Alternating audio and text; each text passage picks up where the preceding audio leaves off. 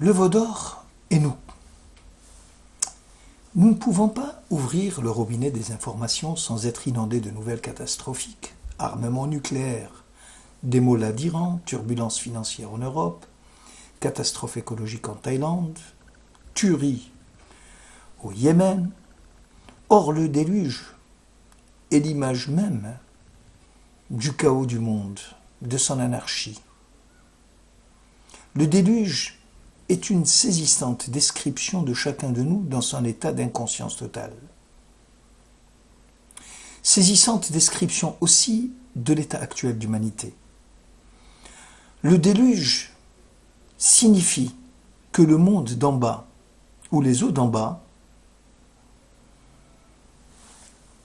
Maïm, sont comprises, ou sont coupées, des eaux d'en haut, Maïm Shel Mata, c'est-à-dire celles dont elles procèdent et auxquelles elles sont ontologiquement liées. Au temps de Noé, les hommes se multiplièrent et ne mettaient au monde que des filles. Les hommes ne mettaient au monde que des fils, ce qui signifie qu'aucun être, ni homme ni femme, n'est mâle intérieurement. Aucun ne se souvient de ses énergies intérieures, de l'épouse qu'il a à conquérir pour s'accomplir. Rappelons qu'en hébreu, Zachar, le mâle, et Zachor, se souvenir, ont la même racine, et que Nekeva, femme, et Nekev, un trou qui contient le secret du nom de Dieu. Or, sans aucun mâle, c'est un trou vide.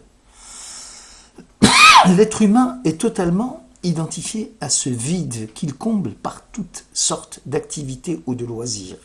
Il mange, il boit, il dort, il se reproduit, il travaille, il se divertit, bref, il meurt. Et voici qu'arrive Noé, en hébreu, le repos, la consolation, la repentance.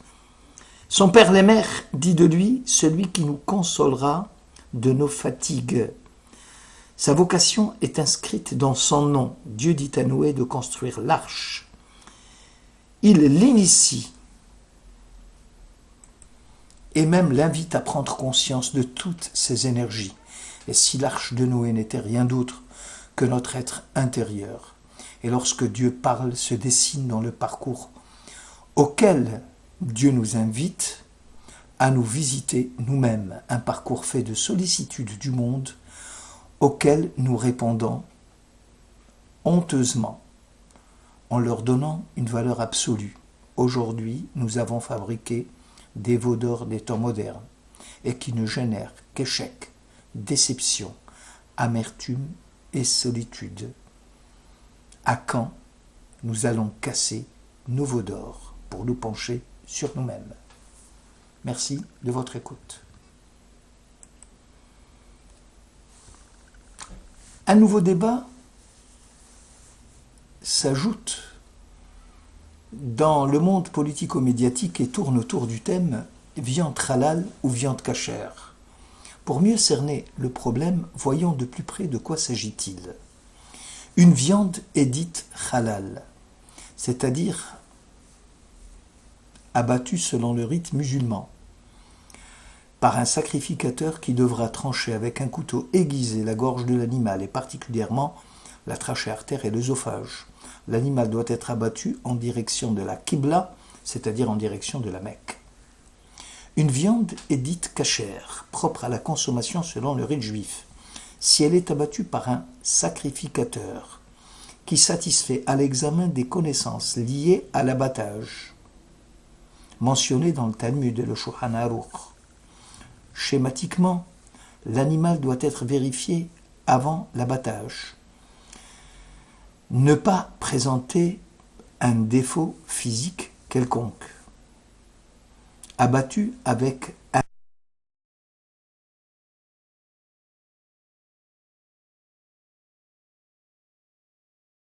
un couteau et filé en même temps la trachée et l'artère, il sera égorgé rituellement, vérifier la présence d'adhérence pulmonaire, extraction des parties interdites, le suif, le nerf sciatique, les gros vaisseaux, le vider de son sang, L'oubli d'une moindre perception de la Torah constitue une faute grave et la viande n'est plus cachère.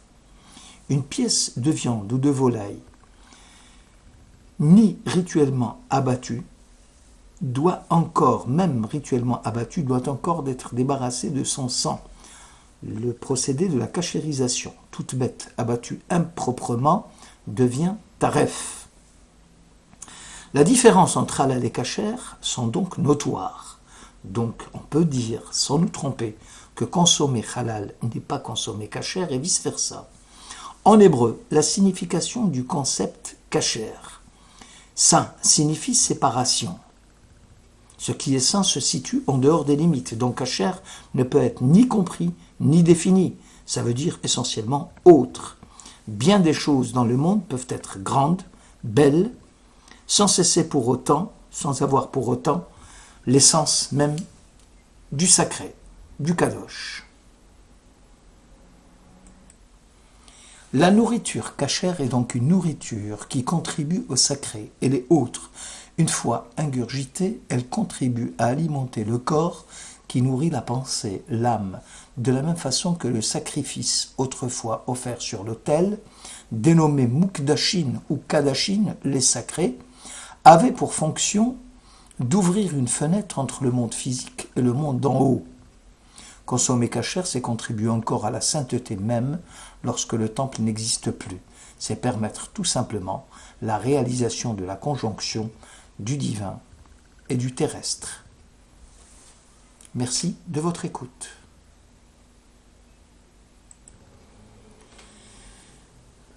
Le spectacle du monde. En ouvrant le robinet des informations ce matin, comme tous les matins d'ailleurs, nous sommes tous assaillis par des nouvelles, les unes aussi catastrophiques que les autres, échec de l'Europe, inondations dans le Var, bombes nucléaires iraniennes, et j'en passe. Et la question que nous nous posons, sommes-nous heureux ou simplement satisfaits du spectacle que le monde actuel nous offre? L'essor extraordinaire de l'industrie des loisirs est caractéristique d'une société qui s'efforce désespérément de trouver le bonheur. C'est le symptôme d'une collectivité souffrante, en mal d'objectifs véritables. On ne sait plus ce qu'est la vie, ou encore quelle est la finalité de ce monde. On peut se sentir heureux parce que momentanément comblé. Cette satisfaction liée au plaisir immédiat peut-elle conduire au bonheur? En fait, le plaisir procède d'événements extérieurs et conjoncturels. Il vient promptement, se rassasie et se dégoûte. Or, le bonheur correspond à la structure originelle et fondamentale de l'être humain. Est heureux celui qui vit en accord avec sa nature profonde, conformément aux dispositions qui relèvent de l'essentiel. Le bonheur est appelé Tov, le bien. C'est l'adéquation d'une chose à sa structure réelle. Lorsque Dieu créa le monde, il vit qu'il était bien, c'est-à-dire il y avait conformité de la chose créée avec le projet divin originel.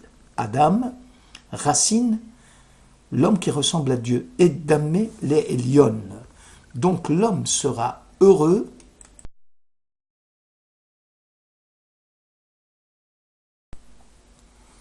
lorsqu'il tend et s'ouvre à la transcendance, à Dieu. Le bonheur se situe au-delà de l'être, de la proximité qu'il a avec Dieu et les hommes. Ici-bas, c'est le lieu d'apprentissage où l'homme s'initie et savoure le bonheur subtil et délicat d'être parmi les hommes en étant tout à fait rattaché à Dieu. Son bonheur dépend de l'objectif qu'il poursuit et qui le transcende. S'il sait faire face de ce monde, s'il sait faire, de ce monde un lieu où il fait meilleur de vivre, alors l'homme sera heureux. Circoncision ou mutilation? Beaucoup de voix se lèvent en Europe pour dénoncer la circoncision comme étant une mutilation des temps modernes. La Bible, Abraham, le premier patriarche d'Israël, est appelé dans la tradition kabbalistique Yesod, le fondement. Il symbolise le membre géniteur, c'est-à-dire la semence d'une nouvelle humanité. Abraham sera le père d'une grande nation, celle qui sera grande, non par la multiplication du nombre, mais celle qui va atteindre le sommet de l'arbre, là où la sève va donner son fruit. Cette promesse du fruit est donnée au terme d'une alliance que Dieu fit avec les patriarches et qui exige de la part d'Abraham la circoncision de tout enfant mâle, né de lui et de sa postérité. À notre époque, toutes ces voix qui s'élèvent en Europe occidentale pour interdire cette pratique barbare de mutilation de l'enfant. Or, la circoncision est ontologiquement à ce peuple qui naît au sein d'Abraham et dont la vocation est d'être lumière des nations. Israël est appelé à la ressemblance divine, doit devenir le témoin de Dieu ici-bas. Lui interdire la circoncision, c'est véritablement le mutiler. Reprenons l'exemple de l'arche, de l'arbre. La montée de la sève vers la pointe de l'arbre pour le rendre fécond ne peut se faire que s'il est absorbé par les basses branches. C'est pourquoi en arboriculture, la montée de la sève possède la loi de la taille. La taille ne se fait afin de mettre l'arbre à fruit, circoncire l'arbre, couper les rejets, tailler les basses branches, c'est couper toute cause d'hémorragie, c'est colmater la blessure de l'arbre ou de l'homme, afin que chaque homme, en particulier avec l'humanité tout entière, donne des fruits. Voilà qui, j'espère, fera réfléchir les esprits chagrins qui parlent de mutilation, en ignorant la vocation créatrice d'Israël.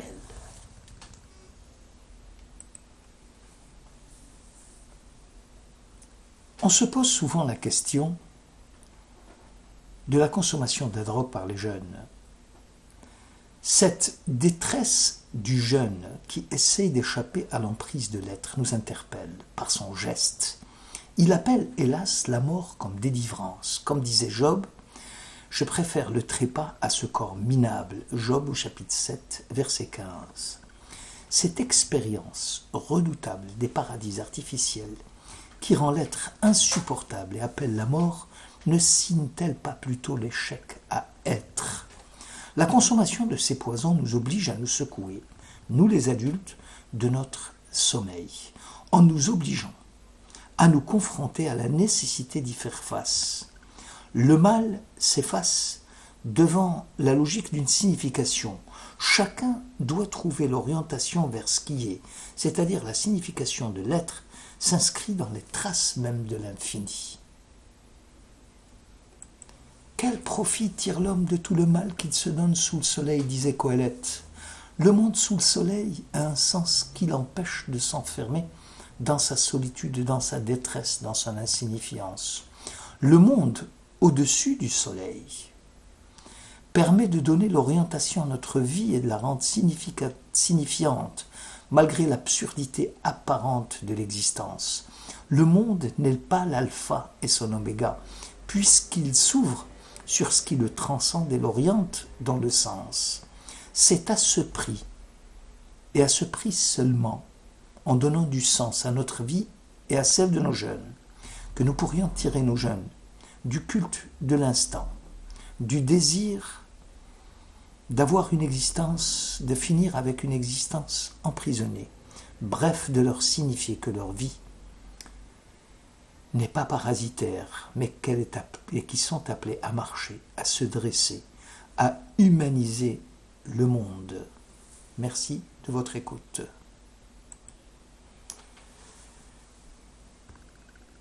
Nous vivons une drôle d'époque, décidément drôle, mais aussi effrayante. La montée en puissance de l'individualisme au nom de l'autonomie et de la liberté individuelle. Or, à quoi assiste-t-on aujourd'hui ? À un repliement sur soi, celui qui nous éloigne de plus en plus du souci des autres, du souci du bien-être de notre communauté, et partant de la société tout entière. En conséquence, ne pas s'étonner de voir se développer une société permissive, génératrice de narcissisme, entraînant le crépuscule des devoirs et la perte des idéaux. La priorité est donnée désormais à la logique économico-financière du marché, avec des décisions pour justifier la répartition inégale des revenus et les atteintes graves à l'environnement, le peu d'enthousiasme des citoyens pour le politique. Jouir des plaisirs de la vie privée prend le pas sur tout le mode de vie associatif. L'impuissance des individus devant le despotisme d'un État bureaucratique. Il en résulte un relativisme moral, où chacun a droit d'organiser sa propre vie en fonction de ce qu'il juge important et valable. Il faut, paraît-il, chercher en soi-même son propre épanouissement, et chacun doit déterminer quel est le sien, et personne ne peut lui dicter quoi que ce soit, chacun possédant sa propre vérité. Vous l'avez compris, c'est une culture de l'épanouissement personnel qui amène les gens à perdre de vue la préoccupation qui les transcende, et c'est là l'erreur. La pleine réalisation de soi ne doit jamais exclure les enjeux moraux qui transcendent le moi. Je ne suis pas accompli sans le « tu aimeras ton prochain comme toi-même » qui procède du « tu aimeras l'Éternel ton Dieu ». On ne peut avoir l'estime de soi sans estimer que l'autre peut s'estimer aussi. C'est dans la réciprocité que nous ferons l'expérience de nos capacités à nous prendre en main. Le vivre bien, le vivre heureux, ne peut se déployer sans l'idée du Dieu juste, d'institutions justes, d'un dialogue authentique avec l'autre. Merci de